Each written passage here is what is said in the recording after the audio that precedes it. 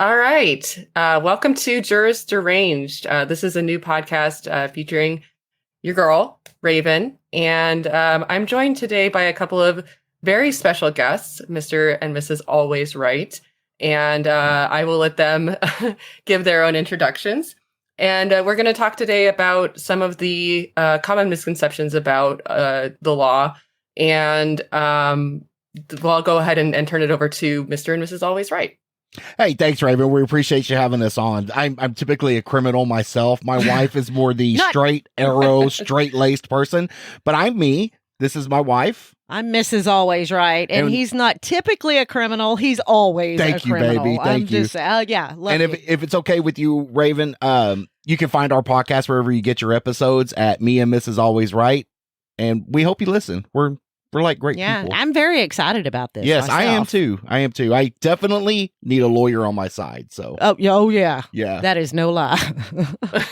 Well, if you're always a criminal, then you're in good company because I feel like we'll make a great team with a criminal defense lawyer and a criminal. So, so I'm excited about this. So thank you for coming on. What I need for joining me on this is actually the inaugural episode. So, yeah. That's great. I just need to know, do you work for food stamps? Because I am broke. At this point, I might as well. I'm underwater on a lot of things. So. There you go. So if you want to jump in and give your disclaimer real quick.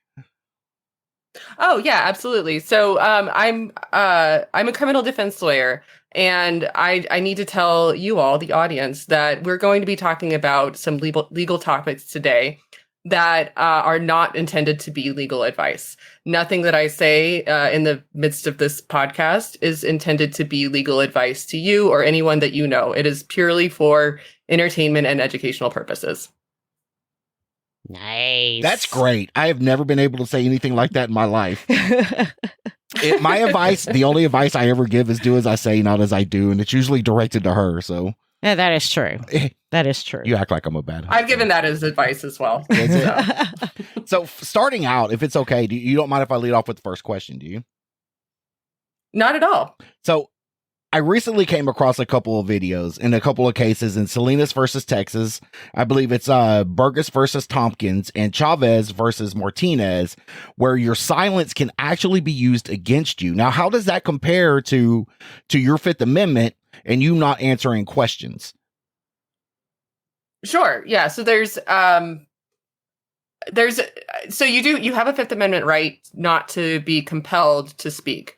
But if you choose not to speak, typically it's not supposed to be held against you. And I think for a lot of criminal defense lawyers, especially, these cases were kind of offensive as far as Fifth Amendment case law goes. But the gist of it is that your silence can be used against you if there's a presumption one way or another. So if you're, like, for example, I think the biggest example that a lot of people can get is if you choose not to do field sobriety tests, for example. Right. That in certain states, not in every state, but in certain states, a lot of states, if you choose not to do field sobriety tests, that would be used against you as a presumption that you are intoxicated. So that's I guess kind of what I would see as a form of silence that can be used against you. And in your opinion, you can't give advice. I understand that, but in your opinion, would you still recommend we do not take the field sobriety, we do not blow, we do not walk the line? And I got bad ankles anyway. I'm kind of tubby, I can't keep my balance sober. So that's, is it in my personal best interest not to take the sobriety tests? Yeah. And so without giving legal advice, I think that what I will say is that field sobriety tests are subjective. And a lot of the times there's an angle there that law enforcement might have that is aimed towards, whether they know it or not, towards finding you to be intoxicated.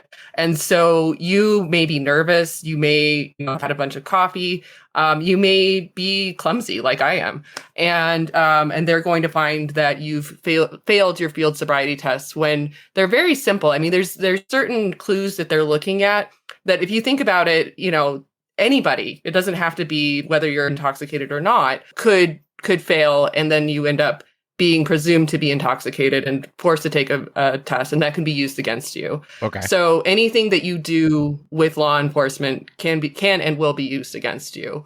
They're not your friends. They're not there to get you out of trouble. I think a lot of kids actually have this idea that, if they comply with police officers, that is going to benefit them in the long run.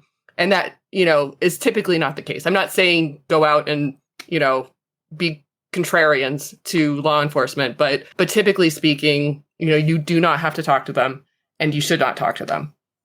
Okay. Babe, you're up next. What you got? Okay. So let's say something happens and you're asked to go down to the police station to speak with them. They want to question you. Do you have to go down there to speak to them? And is there any kind of time limit that you're obligated, I guess you could say, to talk with them before you just go, I'm done, and get up and leave? Yeah. So very quick answer. No, you do not need to go down to to the station if they ask you to. And you should not talk to them. I can't say, for some people, if they're, trying to help solve a crime, something like that, they see that as beneficial to talking to law enforcement. The problem is that law enforcement has their own, like I said, with the field sobriety test, they have their own angle, and they may know things that you don't know that they know. And they may not know things that you think that they do know. And what I mean by that is law enforcement can lie to you. And so they can tell you that they have evidence against you that isn't there. And so that can trip you up. And that's how you get a lot of false confessions in a lot of cases, is that people go in for 7, 10, 12 hours and they're continuing to talk, and they don't have to. And I think that a lot of people think that they do have to. You don't get your Miranda rights read to you unless you are arrested. And so I think what people think is that if they're not being read their Miranda rights, that means that they're not under suspicion. And that's not the case. That's not true. Touching on that with her, how do you feel about that? As a lawyer, do you feel like from the moment they start asking questions that they should be read their Miranda rights? Because this goes back to 66, right? When the Miranda rights came out. And I hear it upset a lot of cops in that era because they felt that would never get a confession again. Oh, completely. Yeah. And I think that Miranda should be expanded. But I think more than that, and we touched on this right before we talked in this podcast. I think that this should be taught in schools. I think that, kids should be taught that they have a right not to talk to law enforcement or anyone with the state. Should you get a Miranda right as soon as you encounter law enforcement? I tend to think so, but I think it goes beyond that. I think it goes to, public education and what we're teaching our kids.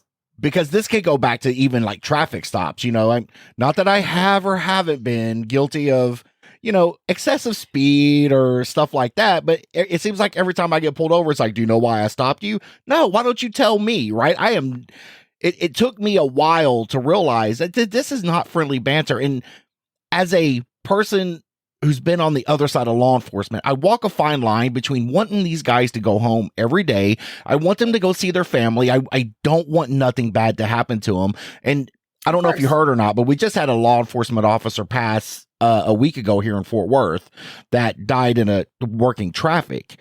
And on the other hand, I don't want to cooperate with the point that they think we're best friends and we're going to have a beer. And, I might find him slightly attractive. I don't know. I'm not going there. I'm not answering questions. Do you have to answer questions? Yeah. So typically, no. You don't need to answer. The only questions that you need to answer, and this depends on the state. I am a lawyer in New Mexico, and I'm getting licensed in Colorado as well. In both of those states, the only questions that you need to answer are who you are. You have to identify yourself. And if you're asked for your registration and insurance, you have to give those as well. Those are the only two things. But this is only while driving. No. Walking down the street, minding my own business, and a cop stops me. Do I have to present my ID? That's a trickier question, and it kind of depends on the situation. You do need to identify yourself to law enforcement, typically speaking, in most cases. But it depends. It completely depends. I mean, if law enforcement is calling out to you across the street for no reason, and saying, "Hey, I want to talk to you," there's case law that says that you don't have to answer to them. But if you're being questioned, if they come into contact with you and they're, suspecting you of something, you do have to identify yourself. Okay. We'll be on traffic stops just briefly then. So let's say I get stopped on a traffic stop because, I might be You're a drug smuggler. Don't lie. I might be going over the posted speed limit or whatever. And they want to do a search of my vehicle and I refuse for them to search my vehicle. Do they have the right to detain me longer until they can get, let's say, a drug dog out there? Yeah, that depends on the state. In New Mexico, we do have case law on point about that. They do have to have reasonable suspicion. That typically has to be, some kind of scent, or they saw something in the car that led them to believe that, they needed to bring this dog on. And it has to be a reasonable time period for the drug dog to come on and do a sniff. But typically that's, within their abilities to do. So, which I don't agree with, but that's typically speaking, at least in New Mexico. And it is very, like I said, that one is state specific. There is federal case law on it as well. But it really depends on what circuit you're in, what state you're in. But yeah, so that's one that you would want to check into. Texas for you. And I'm gonna guess that I'm gonna be willing to be wrong on this, but I think I'm right. I'm gonna guess that Texas allows for drug dogs to come in and do a sniff without getting any kind of warrant.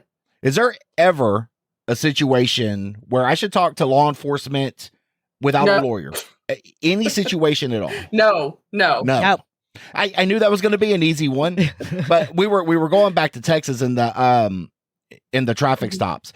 I had heard, and this, like I said, this was layman's, that if an officer pulled me over for speeding, by the time he's got a set amount of time, to write that ticket, and that extending the traffic stop beyond that speeding. Now, if he can get a dog out in a reasonable 10, 15 minutes, that's acceptable, but he can't hold me there for an hour waiting on a dog while writing me a speeding ticket. That's correct. Yeah. And I believe that's Texas. Yeah. Okay. And I don't know Texas law completely, but we have an interesting case in New Mexico about expanding the investigation. So we had a lawyer, actually, a very well-known lawyer in New Mexico, not Saul Goodman, who what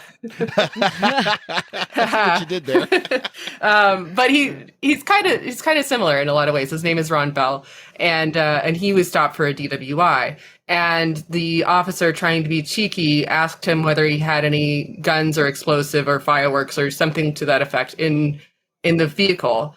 And what the Court of Appeals said was that the law enforcement did not have the ability to expand the investigation beyond the simple DWI that they were there for. So asking the questions of, do you have something besides, something related to intoxication in your car, would be expanding the investigation beyond what they're able to do. They didn't have the reasonable suspicion in order to ask that question. So similar to what your question is, getting back to that, the time for detention has to be reasonable, and there has to be reasonable suspicion and a reason for them to be detaining you. They can't just detain you for nothing. So if they have something there that's not quite probable cause, and they think that they can get a search warrant for it, they can typically detain you for the period that they're applying for the search warrant. But if they're just there and they just want to, try and go down some kind of fishing expedition to get something on you, they can't do that. Okay. All right. Well, I didn't want her to have. Typically during our podcast, when I open a beer, you hear the pop, and I'm like, trademark. I'm okay with that. Sorry, he's trying to be sneaky about it. Well, I hid it under the table. You were talking. Your voice is beautiful. I swear to God, if I stub a toe on somebody's property, I'm calling you. We're gonna go sue the fuck out of them. Okay. I just want you on my side. I got your back. Okay? I promise. Gotcha. But you can definitely pop a kid on my podcast. That's completely. Yeah. I already did it. Well, if there's another one, that's okay now, too. so. We're all talking DWIs. We're talking DWIs. We're podcasting while intoxicated. That's right. So. Yeah. No I law think that's against it. okay because Yeah. we're not walking anywhere. We're just sitting here. And this Yeah. is typically our, our podcast. You having us on is like totally like opposite of what you do. I mean, you're like the consummate professional, and we're just, God, we're so redneck. You guys are giving me way too We're so much trailer credit. park. I mean, the things that I see in my field, so, which is why I do what I do. All right. So when you're representing a client, do you normally ask them if they're guilty or not? So we don't ask it that way. And I think that the idea of someone being guilty is a state concept, right? So what I mean by that is that the state has the idea that someone is guilty or not guilty, right? Like they wrote the statute and, they have to meet the elements for whatever the crime is. And so when we think about guilty as people who are, not in the state, just lay people in general, we think of, morally, are they good or are they bad, right? But when we're as criminal defense lawyers, when we talk to people, typically, at least this is my lens, I think different lawyers probably have different ways of thinking about this. But we're not thinking guilt or innocence. We're thinking about what are the facts, what happened? Like that's right. That's my question. What happened? You get people who will tell you the truth. You get people who don't tell you the truth. I will tell you that we cannot help you if you don't tell us the truth. It's like your doctor, right? Like you can't go into your doctor and lie to them about, the number of drinks you have. We all do it, but if they can't. Oh, bullshit. He does. But they can't help you. 1 or 2 a day, I swear. Yeah. I thought that's what AA was for. True. There's that too. True. But we can't help you unless you give us all of the information that you have. And so, where we've gotten in trouble in cases is when we have someone who doesn't tell us everything that happened. And then we find out later down the line. And that's when cases go wrong. We're only as good as the information that we're given. So correct. I agree. So talking about telling the truth with you're an attorney, okay? Let's say I committed a crime and I hire Raven because I hear she's a badass. I don't know what I'm doing in Mexico, by the way, but if I was and I committed a crime, I'm hiring her. But let's just say I told you during this that, yes, I committed this crime and I'm going to go commit another one. Are you obligated to tell law enforcement? No, you are not. But I can't represent you. So the way, and that's you can't represent. That's an ethical me. rule. Okay. That's under the American Bar Association ethical rules. I actually just took the ethics test again in getting my license here in Colorado, so I'm refreshed on that. So I can talk to you about it from a refreshed standpoint.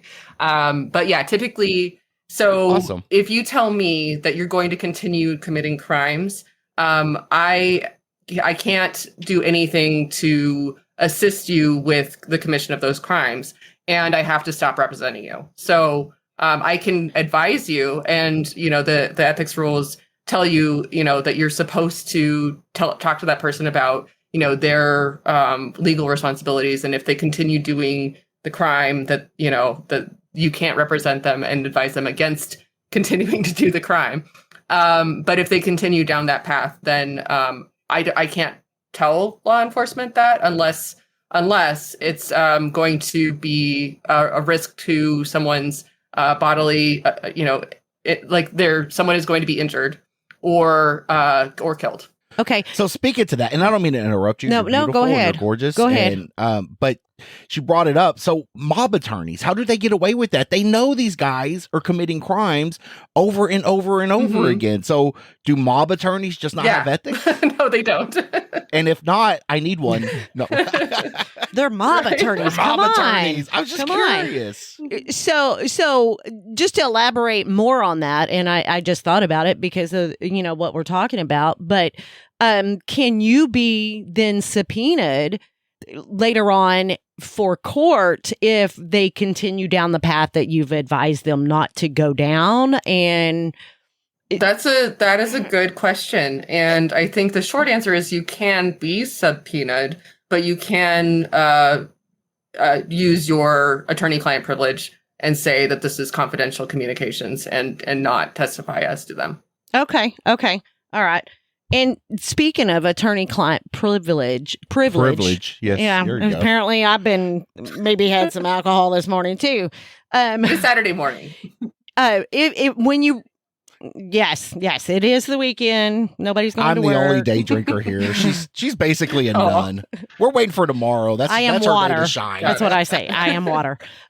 So you represent a client, and when does the attorney-client privilege end or cease? When the client passes away, or when I guess when the case is over. So I guess what I'm getting at is, can you go back and go, oh, I want to publish a book now on this crime that's, happened years ago and I was a part of? Yeah, that's a really good question. And the short answer is that the attorney-client privilege never ends. It succeeds after the person even dies, after your client dies.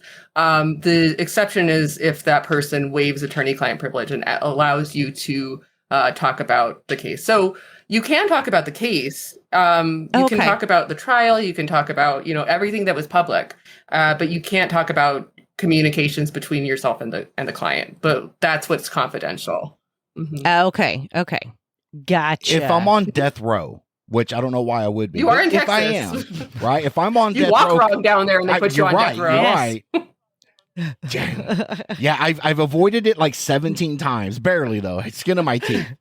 But if I'm on death row, can I end attorney-client privilege in my will?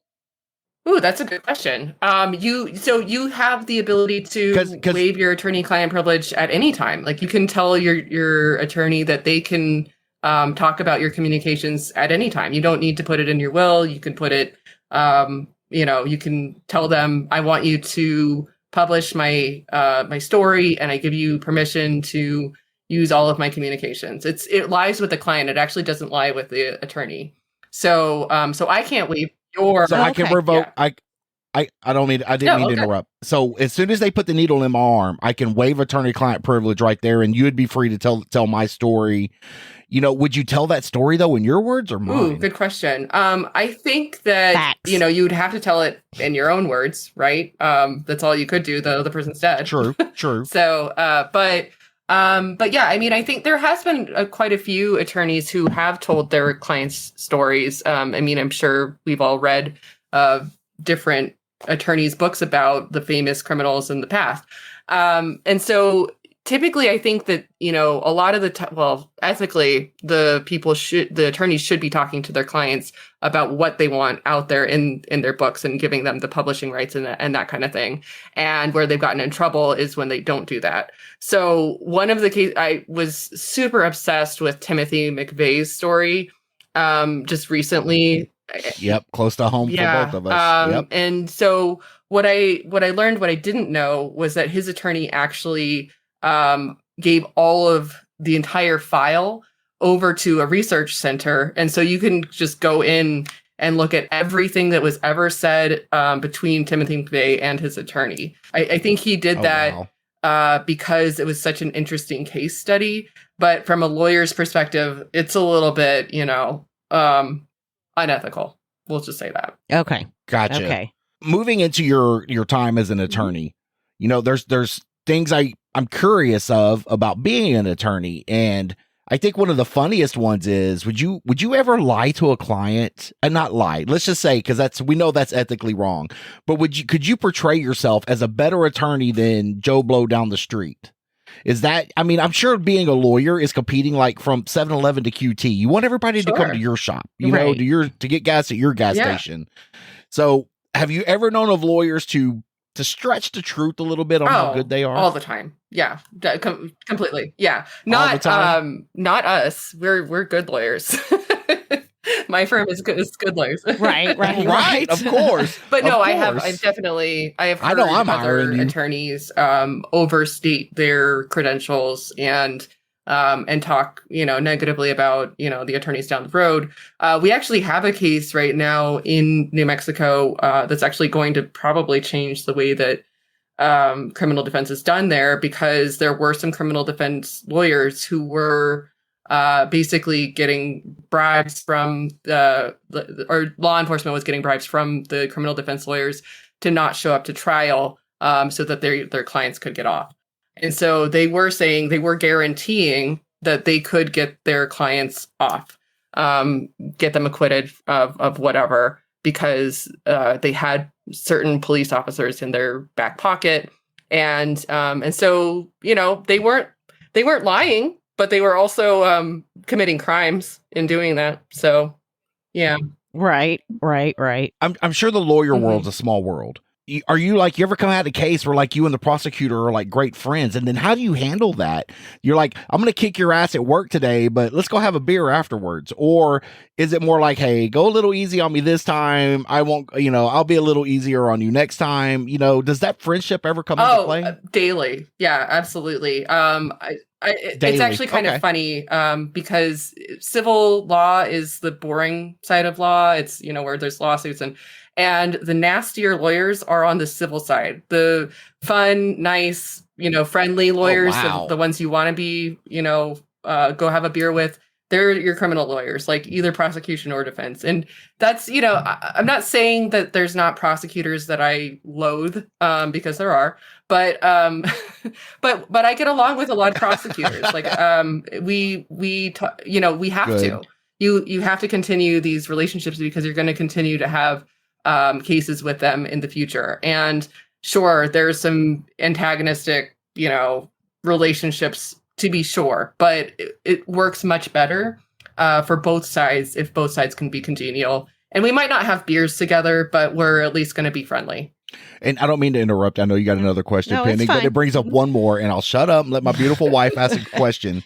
So, before the case, let's say if you are friends with the prosecutor, do you ever rib them or leave jokes on their prosecutor table, or you just hey, the whole snakes in a can thing, right? I just put it on their table, I got you a present, stuff like that. Not quite to that degree, but there's definitely some ribbing going on between defense and prosecutor. It makes it more fun. You got to have a little bit of lightness. That would be funny. Yeah. I couldn't be a lawyer in my mouth. I'd be in contempt every day. Oh my God. Every day. Yeah. I'd be in contempt. You would be surprised what you hear in some of these, especially Metro Court or magistrate courts. Those courts are, it is a shit show. I was trying to think of a better word for it, but that's it. Wow. It's just a shit show. No, shit show works for me. I actually completely understand shit show.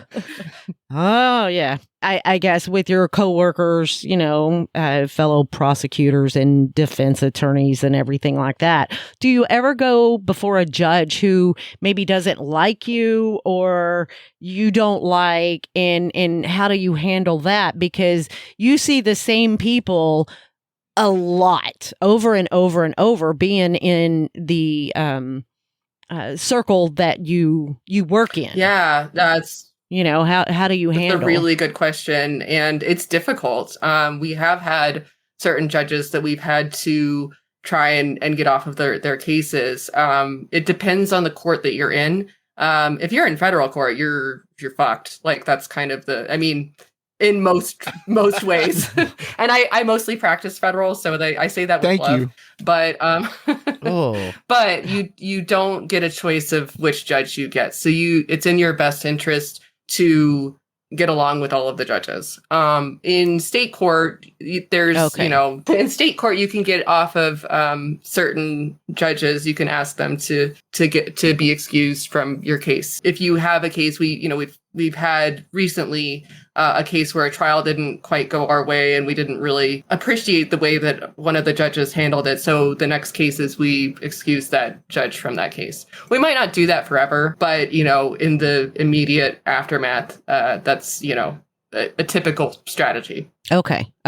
Is there ever a time that you feel as a defense attorney that the crime this person committed is so bad that you're just I am not representing you. Good luck. Have fun. Find another attorney. For sure. Yeah. We, and when I was first hired, I wasn't always a criminal defense lawyer, believe it or not. I was, Nuh-uh, really? I was a few things before that. I was an art teacher at one point too. Yeah. Really? Yeah. Oh, I wow. was, yeah. So I've had many lives. That's pretty cool. Yeah. But You sound kind of judgy. what in was art, that? though. I'm sorry. I said you sound kind of judgy in art. I mean, I could do stick figures. I feel like you'd be judgy. Oh, not at all. No, art is, in the eye of the Not at all. beholder. I'm a terrible artist. Exactly. So. Is a stick figure actually art? That's awesome. But no, I was in civil before, but when I was first hired as a criminal defense lawyer, I was actually ready to quit. I became a bartender for a little while because I was just like, I'm done. I'm not going to be, in law anymore. And I gave it one more shot, and it was in criminal defense. And so when I was hired for the firm that I work for, still to this day, one of the questions was, is there a type of case that you would not consider representing someone on?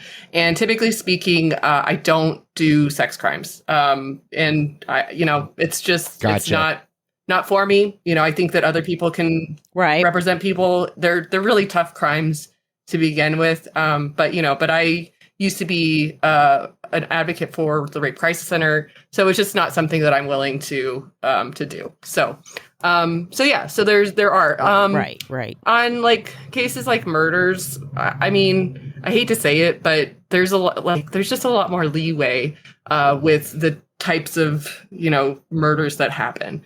A lot of times, like, I think when people think of people killing each other, they think it's malicious and it's bad and all of these things. And I think that there's just a lot of times when things just go wrong, like terribly wrong. And someone ends up dead over it. So it's tragic and terrible, but it's not something that I am personally affronted by, I guess, for the most part, depending on the situation. Okay, so if you're representing a client and you know that they're going to lie, but they insist on going on the stand because they want to plead their case or however it wants to be for them, but you know that they're going to lie and you've advised them not to do that, what is your ethical responsibility in that? Do you tell the people before they get up there, the jurors or the judge or whatever, okay, no matter what he said, he's going to lie? It's perjury, right? You can't allow your client to commit perjury if I'm understanding the law correctly. So this is one of the harder areas of the law because you have a right as a criminal defendant to take the stand.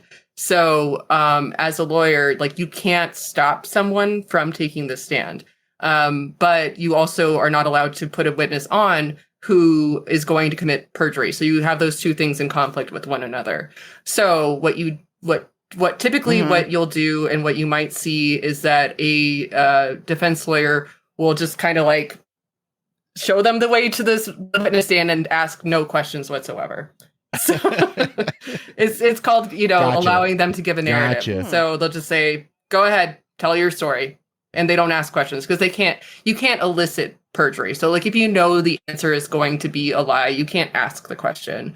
So you let them go up there, you let them take the stand and let them commit perjury after advising them not to. Okay, now doesn't once they get up there, you ask no questions, you're the defense attorney, doesn't the prosecutor have a chance to ask them questions too? It goes kind of back and forth. Yeah, they can get cross-examined. So they can ask them questions and... Yep. Okay. So all right. it's ill-advised. Speaking of your criminal cases, and I'm leaning more towards discovery on this. Have you ever had evidence intentionally held back that could have exonerated your client? And then how do you deal with that if you find that? Yeah, that is really tough. So that's Brady material. I think most people who are in true crime are very familiar with what Brady means, and it's taken very seriously. And so I haven't come across that particular situation, but I have definitely had times when the state or the federal government even has withheld what we think is exculpatory evidence. And in those types of cases, you'd file motions to dismiss the case based on Brady or other types of sanctions. It doesn't just have to be dismissal. And if they're, not completely exculpatory, it might not be dismissal, but it can be up to dismissal depending on what it is. I haven't had that particular instance happen. I have had a case where there was very shady information that came out that led to the investigation and prosecution of our client in a murder case that turned out to be basically, I think the way I'm trying to think of a way, because I'm not trying to give case specifics, but the information from a physician turned out not to be true. So we'll put it that way. Mm-hmm. Gotcha. Okay. Now, at the end of a trial, if the outcome is not what the client wanted, have you ever had a client with or hold you totally responsible for it? You know, it's like, you did this, you're the reason the outcome is like this, even though you had nothing to do with it. Yeah, so the short answer is yes. We get blamed for literally everything. So, you just become a punching bag. And I think that my skin has definitely gotten thicker by doing this. But, and sometimes it's funny. When I first started, though, I had a very, very thin skin and was very sensitive to certain things. And so there was a time where it's called bar bitched in our lingo. It means when someone files a disciplinary complaint against you to the state bar.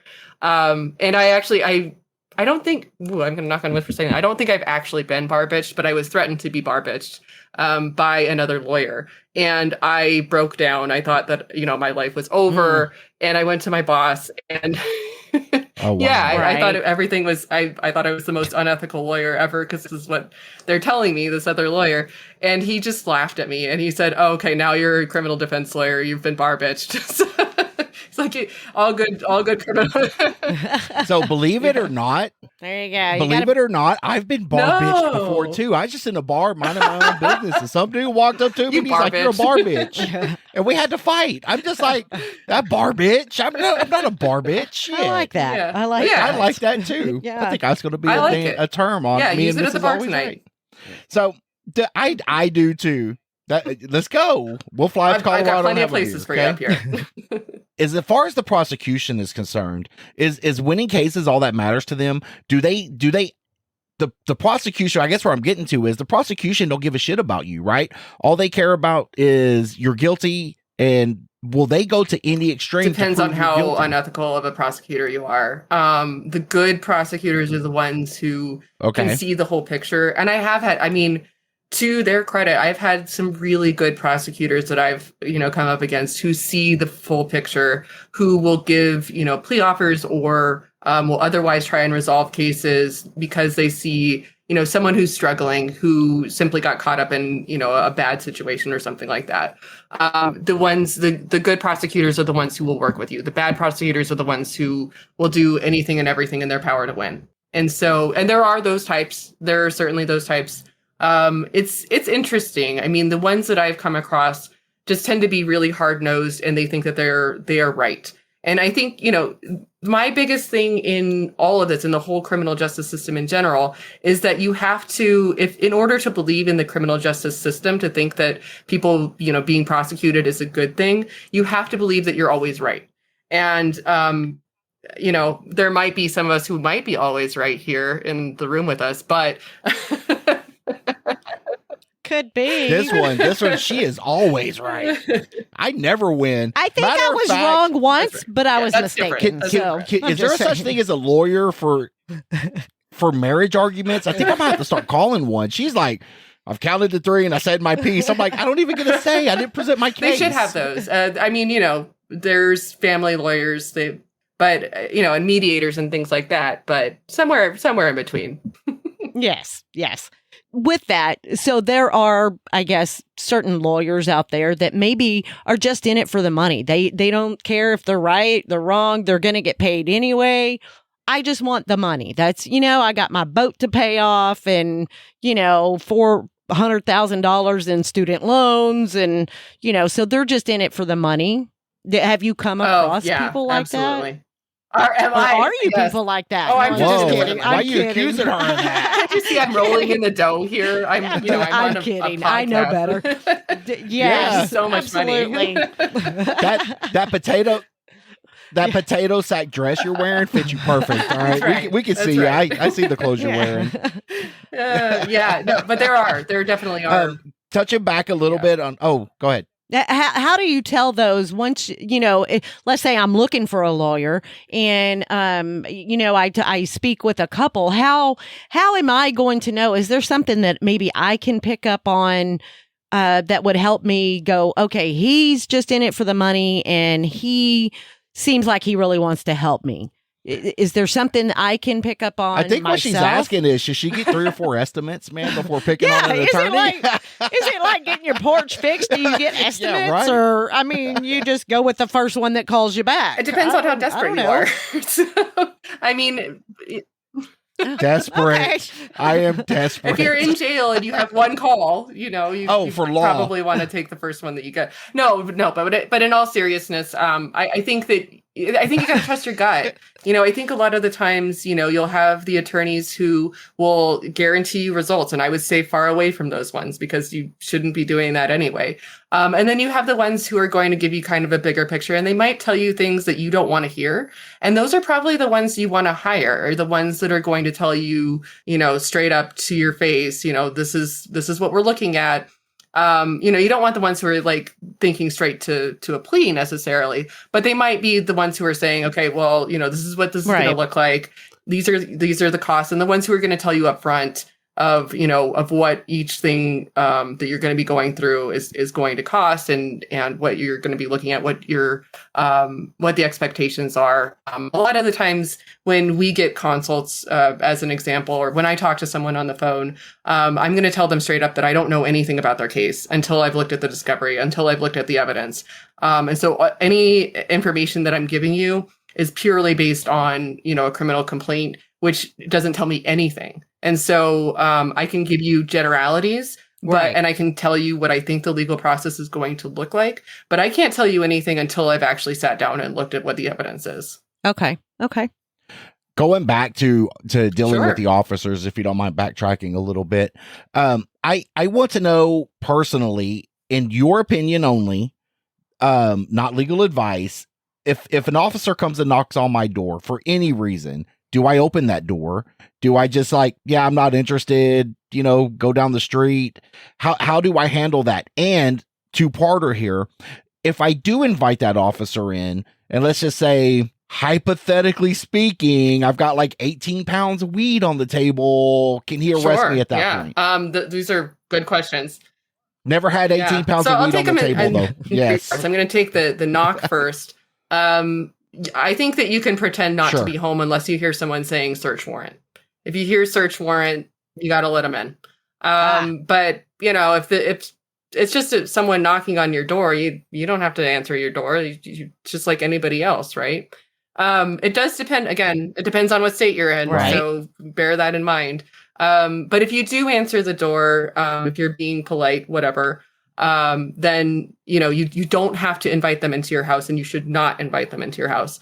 If anything, leave as little space between, you and the doors as possible so that they can't see anything in plain view, because that is an exception to the search warrant, to getting a search warrant, is if something is in plain view, you can get arrested for it. So if you have 18 pounds of weed and the officer sees it, they don't have to just be blind to it.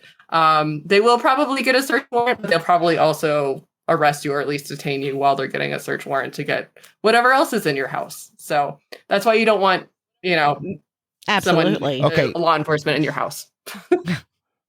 That's why you always keep your weed in your bedroom, so it's not in the living room. But something just came to mind real quick, and I don't mean to. Right, I don't mean to derail, but you watch these movies, right? And as a cop, they come into this house and they found $200,000 in cash. I always tell myself, no, I found $100,000 in cash. Have you ever came across anything like that? Right? Because I don't know if I could be a good cop. If I see 200,000, I'm taking half. Yeah. That's cop tax. Right. well, there you go. I mean, I spent my time in here, right? So, I got to get paid somehow. I have seen some crooked cops. In all honesty, I have seen. I've had clients who have told me that they had more money than what they get back. I have had clients who have not gotten their stuff back from law enforcement. In fact, it's really hard to get stuff back from law enforcement a lot of times. They don't make it easy, which is kind of crazy because you think that the Fourth Amendment would mean something to them, but it clearly doesn't. So I want to know, when you meet people, being a lawyer, when you meet them and you're just having casual conversation, do you let them know what your profession is, or do you kind of hold back on that because you found that maybe when you tell people what you do for a living, they're like, can I get some advice on this? Or, I mean, how do you handle something like that? I think I try to withhold my profession unless I'm asked directly what I do. I'm talking about it now. I like talking about being a lawyer. I love being a lawyer. But I don't want to be in a situation. People tend to treat you a little bit differently too. Like when you tell them that you're a lawyer. And when I'm out at, a bar, or if I'm out at like a show or something like that, I don't want, people to be, acting a different way around me, or thinking, or like you said, thinking that they can ask for legal advice. I do get that a lot. And I can't give it. I can't give legal advice. I'm not practicing the state that I live in right now. I don't practice in the state that I live in. I mean, but B, I can't do that unless we have some kind of a legal relationship. So I have had people give me dollars and say, "Oh, you're my legal representative now." And yeah. Hey, like, technically you don't have to give me $1, but I'll take it. So. Right. Put it right here in this. No, I'm just kidding. I'm kidding. I mean, I was just wondering because I can say that I have worked in detention center before. And when people ask me what I do, I just kind of elaborated. I never told them, "Oh, I work for, maybe the she didn't elaborate. Law enforcement." She lied her ass off. No, technically, I would tell people that I worked in adult daycare. I mean, it's not really a lie. I'm there watching them. I just didn't specifically tell them because I know at that time that, a lot of people were targeting law enforcement, because a lot of people didn't have a good relationship with them. So, I was just curious. Raven, you see what I deal with? The way she skirts all the conversations, right? If she's like, technically it's not a lie. I mean, it's really not. I'm like, who's Sancho? And she's like, the pool guy. I'm like, we got a 3-foot pool from Walmart. Do we really need a guy out here cleaning it? Do you know what it takes? A pool, so gotta have a pool guy. No. Exactly. So, I know we're getting close to wrapping this up, and I have a couple of dumb questions. Okay, would you represent me if I said the word bomb on an airplane or fire in the theater, and how far does free speech actually go? That's a very good question. And we probably have, that could be a whole episode by itself, is the bounds of freedom of speech. So, I think time, place, and manner is the biggest thing to keep in mind when it comes to freedom of speech. So you cannot say bomb on an airplane. You cannot say fire in a theater. And that's because those words in that time, place, and manner is going to cause some kind of alert that could, cause a riot of some sort. Okay. So would I still represent you? Probably. Absolutely. I'd still represent you. I'm not saying, it's not murder. She's got to pay her boat off somehow. I'm just saying. Yacht. Oh, there you go. I see it in the background. It's awesome. So, I think we're basically out of questions, man. Anything you have for us? I mean, because we're kind of. Oh yeah, I mean, we met obviously at a festival, and so you guys have been doing the podcasting thing for a while. So obviously, your podcast isn't geared necessarily towards true crime. But what got you into podcasting? What was the impetus? Well, the Rona. It kind of was, and something to do, but it's evolved now because we don't fit a certain genre, right? We're not true crime. We do not touch politics. I think you alienate half your audience on that. Mm-hmm. We just like to tell bullshit stories about our marriage and everything, and kind of how we've gotten through 20 years almost of marriage. But what turned out for something for us to do, I never stopped working during coronavirus. Me neither. But turned into a time for us to spend at least an hour a week together having a conversation. And that's why we continue, because we're not in a certain genre. Our podcast hadn't grown to the degree I feel like it has, but maybe I'm the only one that thinks we're funny. Oh, no, You know? I think we're funny, and I just feel... You're it's okay. fine. This one coughs all the Trying to time hold during it. the podcast too. So Yeah. my mad editing skills, Awesome. skills are what Okay. get us through it. I just feel that if we could ever get somebody really famous to listen to us and see some of the funny stories that this guy comes up with and stuff like that, I feel that we're just going to take off, because I've gotten to the point I cannot listen in public to our podcast because I laugh like an idiot. And I will have people looking at me like, what is wrong with you? And I'm like, I'm sorry, podcast, you know. I think it's can't do important it. to make yourselves laugh. So Yeah, but so it's- you're doing everything right then. Yeah, and it's a time killer for us. And if you do decide to listen, we try to keep it to 30 minutes, drive home, Yeah. drive to work, Yeah. you know. Make it simple. I keep you trying know. to get people to email us, like, just tell us we're dumb, right? And then I can I work better Yeah, off of other people, course. right? Oh, yeah. He feeds off other and people. I've been trying to talk to her into doing like a 10-minute live stream Fun. or something, and I think she's worried about the trolls, but I live for the trolls. They're kind of fun. I live They for are. them. Yeah. They are kind of fun, and this is a new venture yeah. for So this you. is, like am I said, correct? this is my inaugural. I'm doing this on my own. I'm going to be having guests on, such as yourselves. Yeah, you're the first. We're the first. To talk about these kinds Yay! of things, not necessarily always Q&A, but I figured it'd be kind of fun. It's it's fun Right. to talk about these kinds of things. It's fun to answer questions. It's fun to ask questions. But my stick is that I love true crime as well as being a criminal defense lawyer. So I'm trying to get people on to talk about true crime and with a lens towards some of the legal questions that come up that are often common misconceptions. So, Sorry Right. about that. Right. We have the that's- dogs in you the heard studio. mine earlier. Yeah. Yeah. Normally we don't Yeah. have them in here, but Yeah. The dogs will be dogs. yes. Yeah. You can't do anything with him. Can't live with them. You can't shoot 'em. No, So I'm is it- just kidding. Is it okay to That's tell wrong. people where they can? Is it okay to tell people? Oh where they yeah, can find us absolutely. here at So the end? yeah, I'll let you. I think we're so thank you both so much for coming on, for being my very no. first. I feel very honored to have both of you. You're both lovely people, and and I love your podcast. And so so where do we Thank find you. you? What Thank you. Tell- tell the Thank you. people. Yeah, you can find us wherever you get your podcasts: YouTube, Apple, Spotify, iHeartRadio. We're everywhere, and apparently we're nowhere. But we're Yeah. We're a lot of we're- nowhere. Yeah, we're a lot of nowhere. We're me and Mrs. Always Right. You can Perfect. look us up. Yeah. You can find us on YouTube. I think I just and- said that. Did you say I did. YouTube? I did. It doesn't I hurt don't to say it know. twice. Anyway. Yeah. Make sure the I people don't know. know. And- yeah. Yeah. And no, we appreciate it. That you and your partner we interviewed at the time up in Denver were great. You were open, and those were really my first Really? interviews. Wow. To be honest with you, oh yeah, I just so winged it and made that shit up. Oh, Man, it you- wasn't even funny. Told me as a Yeah. professional. Yeah. So. This has been a total.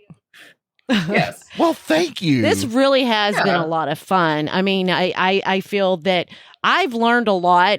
I just feel that, that they would teach a lot more of the Constitution, your rights and everything in school. So young people that may have started off on the wrong foot, not anybody I know, really. would be more informed. Yeah. I really feel that it should happen. Be something that is taught early and often, but it's in someone's best interest for it not to be. Until then, we can talk about it on Yeah. podcasts Yeah. and hope that people listen. Yeah. Now, where can we find yes. you specifically? So- Where will you be launching this Yeah. super awesome Yes. inaugural So episode? I will be launching this everywhere. I will be on Apple, on Spotify, on Amazon, on all of the major podcasts, Google. I haven't decided if I'm going to be on YouTube or not. But we'll see. Okay. I think All you right. should. Yeah. So Okay. And your podcast is Deranged. Juris Deranged, all one word. Deranged is all one yep. word. Juris Deranged. I'm not a lawyer. I can't. Well, speak it's Latin. like Juris Doctor. No, So like I can your speak your law Texan. degree is a Juris Doctor, Right. so it's just a Juris Deranged instead. I love your play on words. You're That's so smart. that's so cool. Yeah, I am Oh, not that it was- creative. It's just fun. I just tell him I'm always right, and there you I go. love it. All right. Yeah, Well, thank we you appreciate guys. you having us Thanks. I on. really appreciate Yep. you guys. All right. And hopefully Oh, we'll do no, this again. No, Uh-huh. thank you. Okay. This was All right. great. Oh, Yes. please. Oh, yes. Please. If you ever get to a lull spot and you're like, yeah, I just need to kill time, we're your people. Well, I really enjoyed this, and thank you. Thanks. All right. Till next time. Yep. All right. Bye. Uh-huh. Thank you.